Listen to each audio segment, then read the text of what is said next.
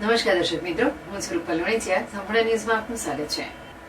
અમદાવાદમાં વિમાન દુર્ઘટનામાં બનાસકાંઠા જિલ્લાના 7 મુસાફરોના મોત થયા છે, જેના પગલે પાલનપુર આરોગ્ય વિભાગ લક્ષ્મણ ટેકરી ખાતે આવેલ દંપતીના નિવાસસ્થાને પહોંચી ડીએનએ ટેસ્ટ માટે જાણ કરવા ગયા હતા, પરંતુ મૃતક દંપતીના ભાઈ બહેનને ડીએનએના ટેસ્ટ માટે અમદાવાદ ગયા હોવાનું જાણવા મળ્યું હતું. અમદાવાદ વિભાગ વિમાન દુર્ઘટનામાં બનાસકાંઠા જિલ્લાના 7 વ્યક્તિઓ મોતને ભેટ્યા છે, જેમાં પાલનપુર લક્ષ્મણ ટેકરી ખાતે રહેતા લાભુબેન ઠક્કર અને તેમના પતિ રમેશભાઈ ઠક્કરનું પણ દુર્ઘટનામાં મોત થયું છે, જેથી પાલનપુર તાલુકા હેલ્થ ઓફિસર દીપકભાઈ આનાવાડિયા, મેડિકલ ઓફિસર ડોક્ટર અર્ચનાબેન ચૌધરી અને MPHW નરેન્દ્રભાઈ સાધુ સહિતની ટીમ લક્ષ્મણ ટેકરી દંપતીના નિવાસસ્થાને પહોંચ્યા હતા અને તેમના પરિવારના સભ્યોને ડીએનએ ટેસ્ટ માટે લઈ જવાના હતા, પરંતુ ત્યાં પહોંચતા જ ઘરે કોઈ હાજર ન હતું અને તેમજ તેમના ભાઈ ડીસા રહેતા હોવાથી તે અમદાવાદ જવા માટે રવાના થઈ ગયા હોવાનું જાણવા મળ્યું હતું.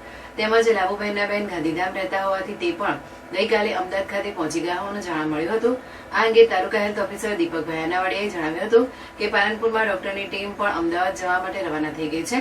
મૃતક દંપતીના પુત્રના આવ્યા બાદ તેમના માતા પિતાની અંતિમ વિધિ અમદાવાદ કરવી છે કે પછી તેમના વતન લાવવા છે તે બાબતની પૂછપરછ કરી તેમનો જે નિર્ણય હશે તે પ્રકારની વ્યવસ્થા કરી સન્માનભેર તેમની અંતિમ વિધિની પ્રક્રિયા પૂર્ણ કરવામાં આવશે, તેમાં આરોગ્ય વિભાગના સૂત્રોએ જણાવ્યું હતું. તે જ રીતે બનાસકાંઠાના ધાનેરા તાલુકાના થાવર ગામનું દંપતી તેમજ ટાકરવાડા ગામના દંપતી અને દાંતા તાલુકાના યુવકના પરિવારને ડીએનએ ટેસ્ટ માટેની જાણ કરવામાં આવી છે.